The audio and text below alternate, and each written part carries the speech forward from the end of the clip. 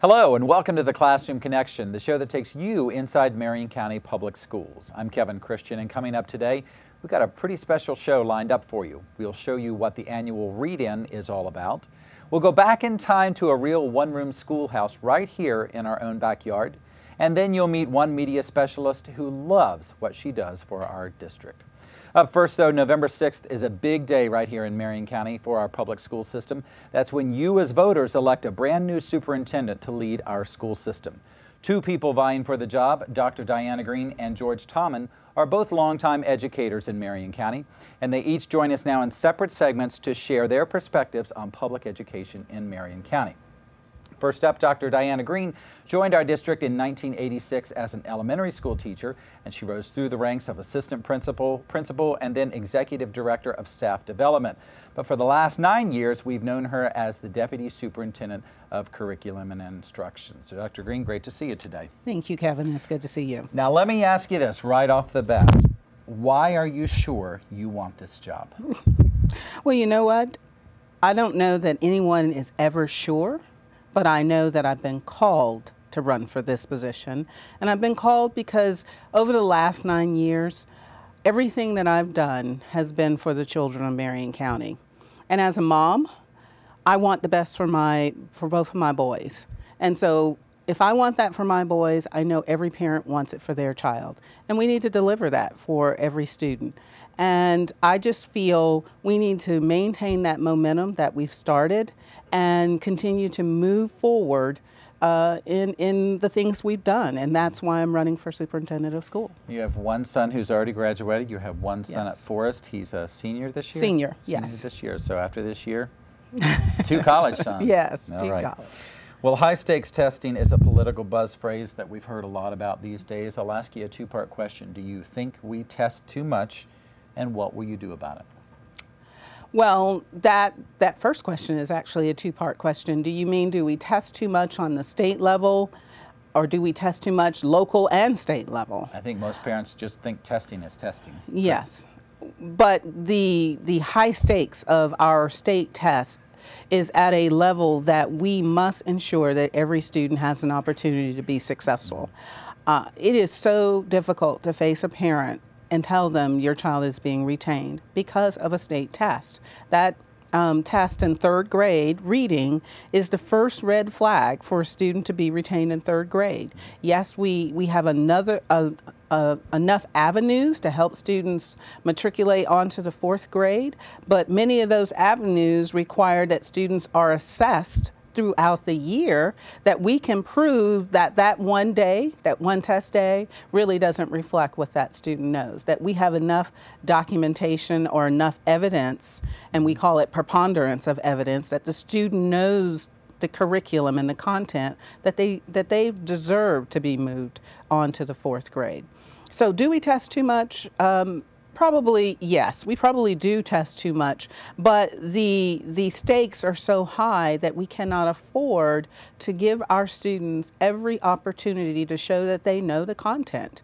What we do locally are small formative assessments. I think when people hear testing, they think that we're giving an assessment the size of FCAT every month, and that is not the case. It is a much smaller assessment focused on one or two concepts to see what the teacher has done for the last 3 weeks. Has the student learned that information? More like a chapter test. Right, more like a chapter versus test. A test on the whole book. Yes. Okay. We hear a lot about parent involvement these days, and a lot of parents simply can't be as involved perhaps as they once were because they're working to make ends meet. How do you engage more parents, and how do you spark more action from those parents? I think we have to meet them where they are. Part of my platform is I want to develop community advocate boards, and the needs of the parents in Marion Oaks might be just a little bit different than the needs of the parents in Reddick Collier community, or Dunellen versus Bellevue. And by having these community advocate boards, it gives parents an avenue to share their concerns, such as bullying. That's a big social issue we deal with day in and day out. And parents come with different perspectives about what does that mean. the advocate board could be an opportunity that we can engage parents in that discussion, and that we can have other advocates, not advocates just for the parents, but advocates for the school system. Right. I think a lot of times it's all about miscommunication, perception or misperception, and we just don't have enough opportunities to engage our community. I think the Alert Now system, which I'm sorry, I know it has a new name. Connect 5. Connect 5 is another way that you know, you do the message, be there. And it's amazing how many parent phone calls I get. And the first thing they said, well, I'm calling because somebody from the school system says, be there for my child. And that's what I'm trying to do. So the message is getting out. Yeah. And so now we got to add to that message. How about we be there? We got to come together and say, we're here as a team for your child. And how can we work together? Now, by law, the superintendent is the legal secretary, if you will, for the school board. What's your approach to bring back more control to the local level for the school board and our school district? Well, that's going to take a community effort. That's the superintendents, if you remember, several years ago, went up to Tallahassee trying to get more control back at the local level. And there was a consequence for that. Yes, they lost 2% pay cuts. They decided to cut their pay. And guess what? It's still worth it to do it. But it takes more than superintendents. It takes the local school board. It takes the parents. It takes outside organizations from such as United Way or business organizations, the Chamber of Commerce. It takes all of us to tell Tallahassee, enough is enough.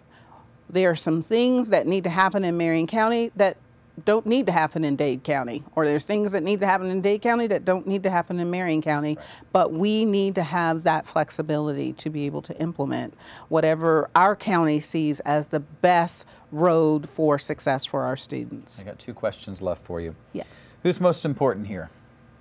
Students, staff, taxpayers, or voters? Students are always number one. Okay. And what's your number 1 goal for your first 90 days in office? My number 1 goal is to articulate our vision to our internal staff. You know, we have 6,000 employees, and we need to ensure that those 6,000 employees know the direction in which we're going, that they have an active knowledge about where Marion County Public Schools is headed for, and that would be my first priority in the first 90 days. Dr. Greene, thank you for joining us today. You're welcome. I know the campaign trail has been long and hard at times, and it's not over yet, but good luck in these last few weeks. Well, thank you, Kevin, and I appreciate it. Well, up next, you're going to hear the same questions posed to George Tomyn, our second candidate for superintendent of schools. Stay tuned. We'll be right back. Hey kids, here's your chance to be a math or reading superstar and walk the red carpet with TJ Ticket and VBot. The 2 students with the most usage hours on Ticket to Read or VMath Live by New Year's will win $25 gift card. And the classrooms with the most hours will win pizza parties with TJ Ticket or VBot. The contest is open to students at these 29 schools. All you need is an internet connection. VMath Live is open to grades 2 through 5 and Ticket to Read is open to K through 5. That's $25 for the students with the most hours and a pizza party for the classrooms with the most hours. But you've only got until January 2nd, so get going. Welcome back.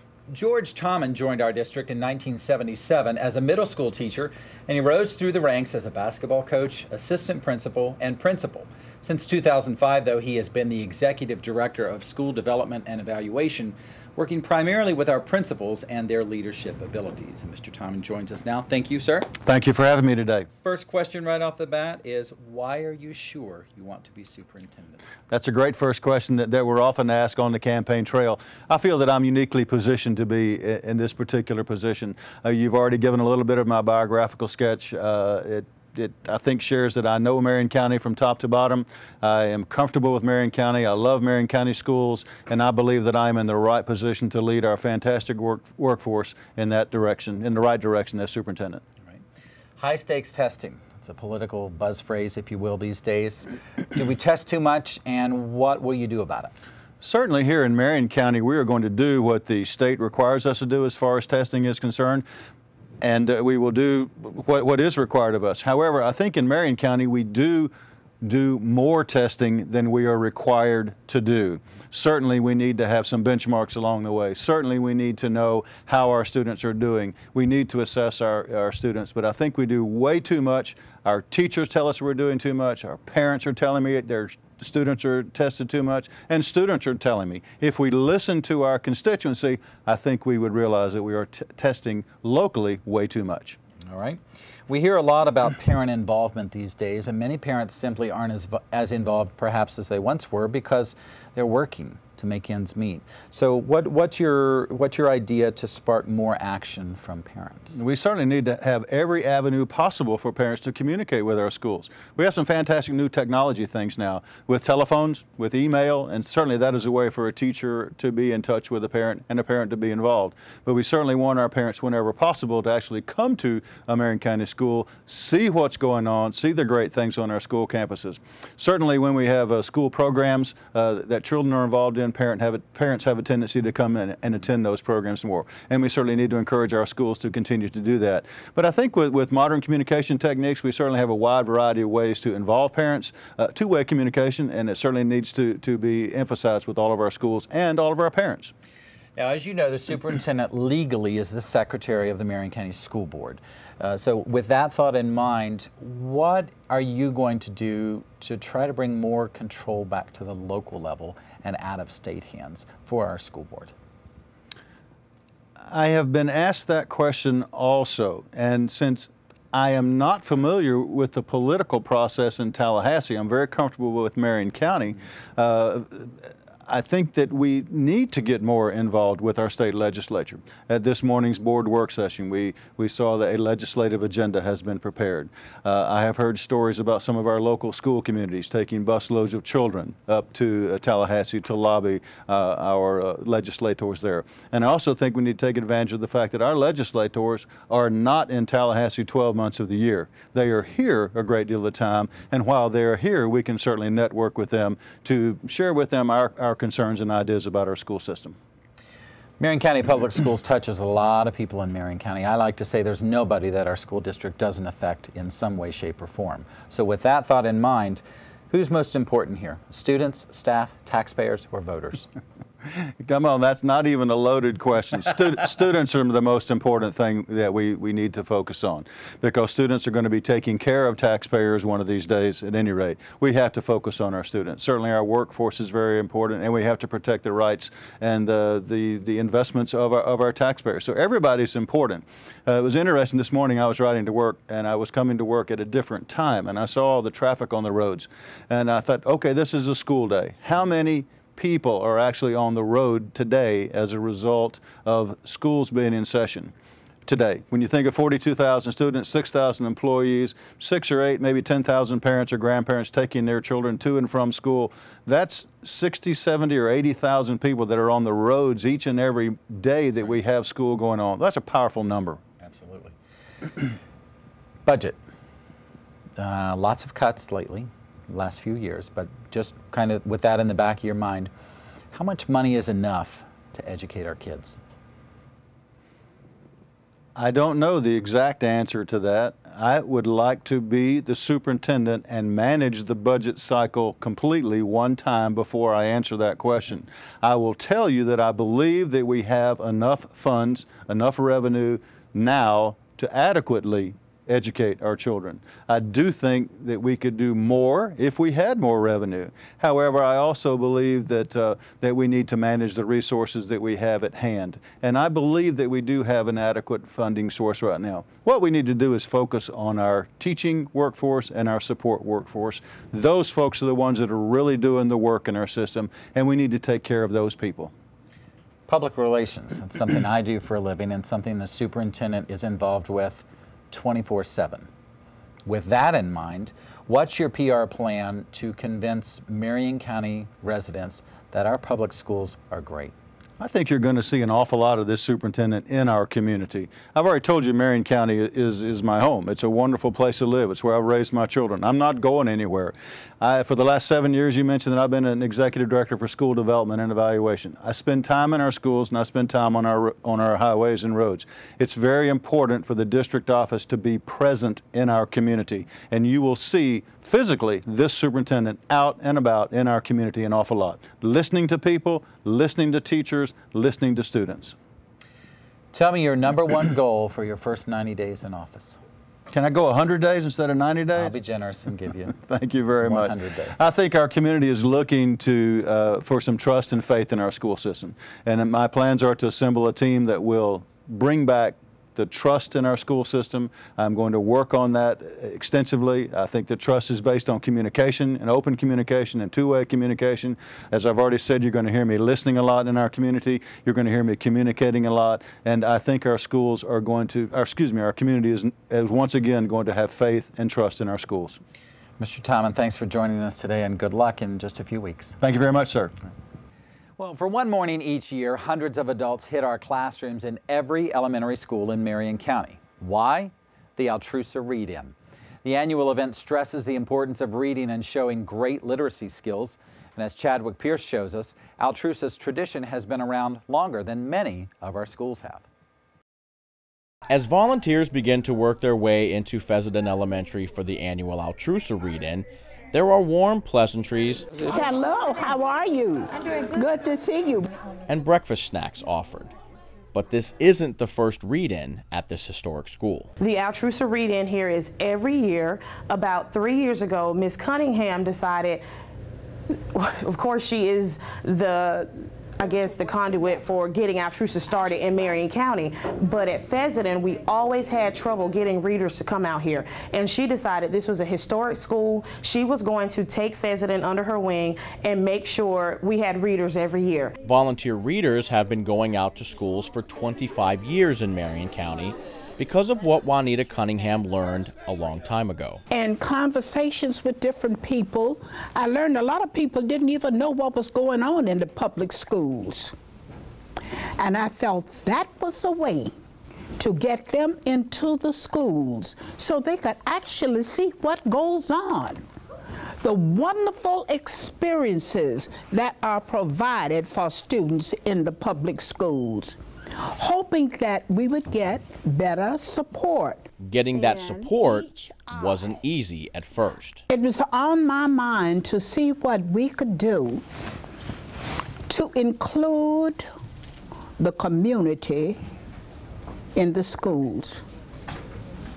So I thought of coming up with a program where we would invite community people to come into the schools, to use my 5 senses to observe something creepy.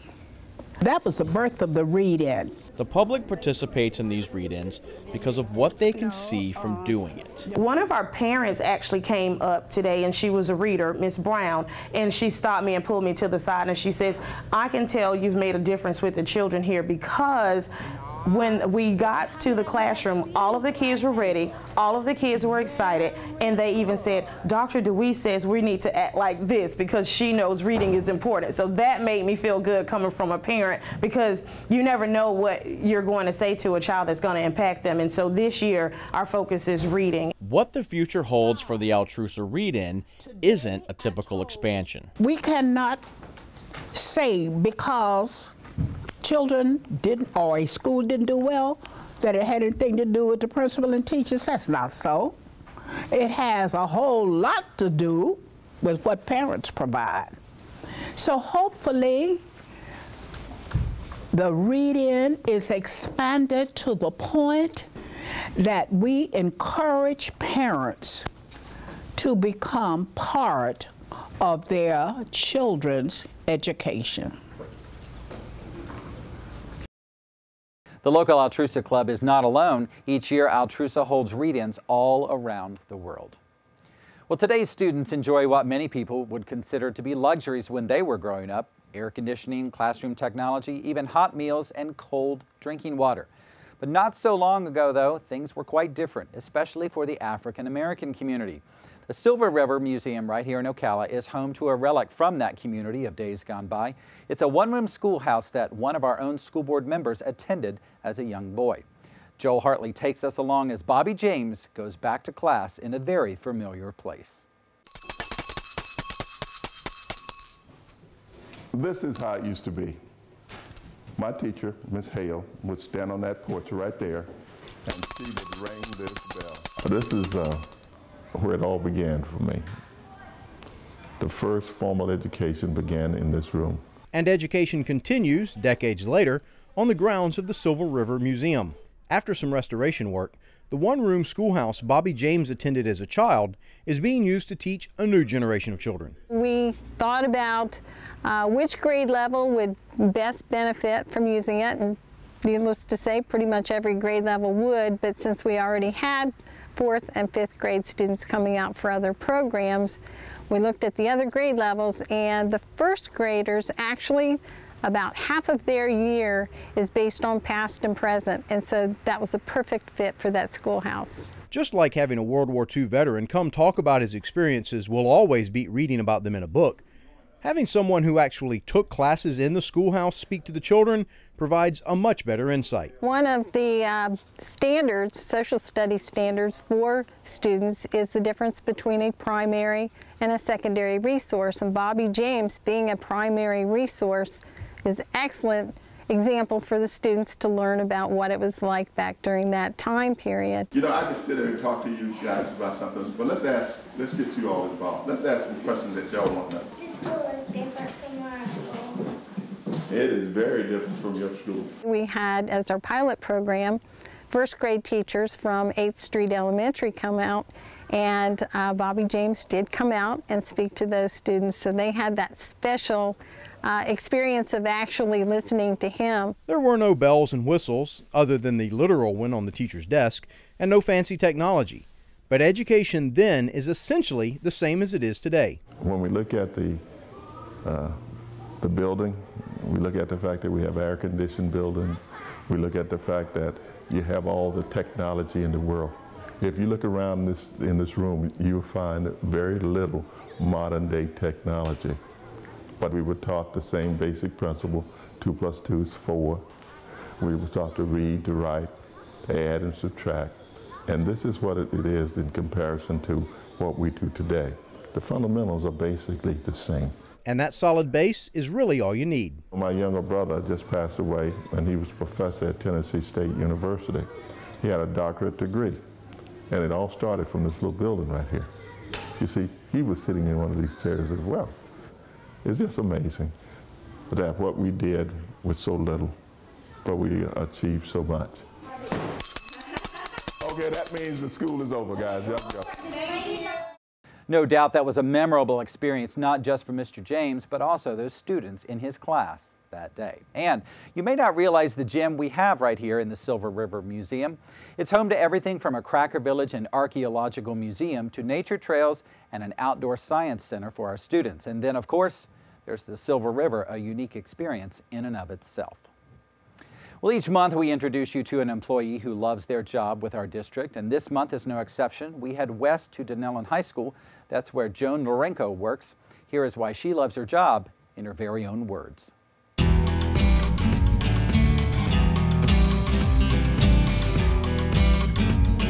I came here in 2008 after the units were reduced. We made a few changes. We set up a huge fiction section.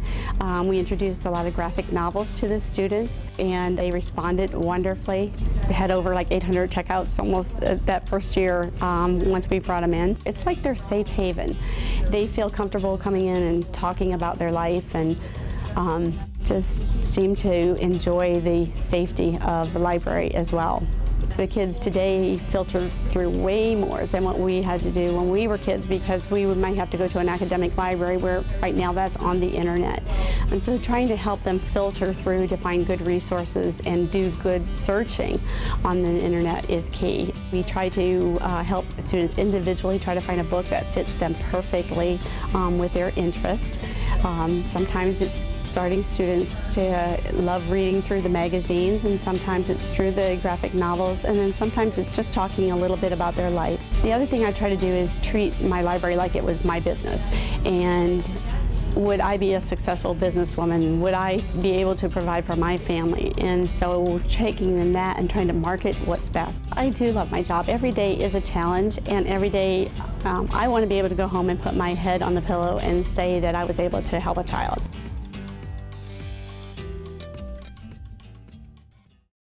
And Joan, we're proud to have you on staff and recognize the impact that you have on our students and staff members alike, so thanks.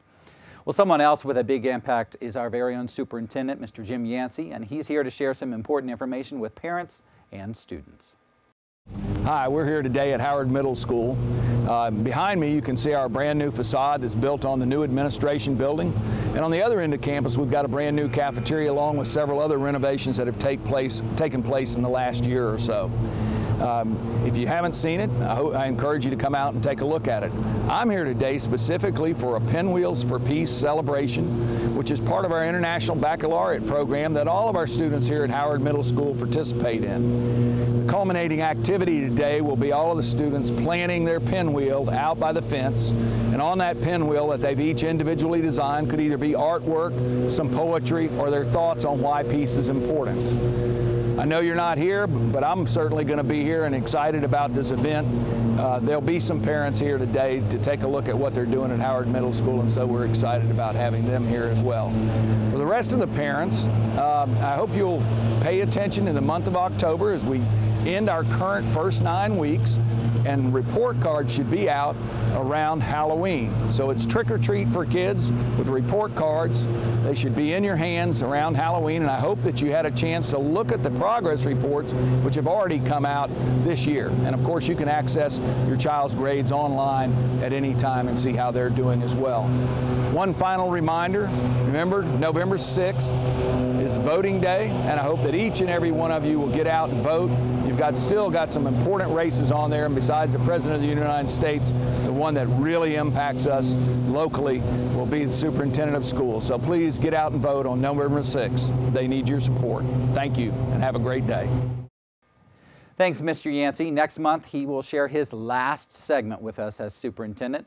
As well, thank you for joining us today. We hope you have a better understanding of our school district after this show today. And remember, November 6th is Election Day, so it's important to get out and vote and make your opinion count. Finally, parents, you know what I'm about to say. Remember to be there for your child every day. Thanks for watching.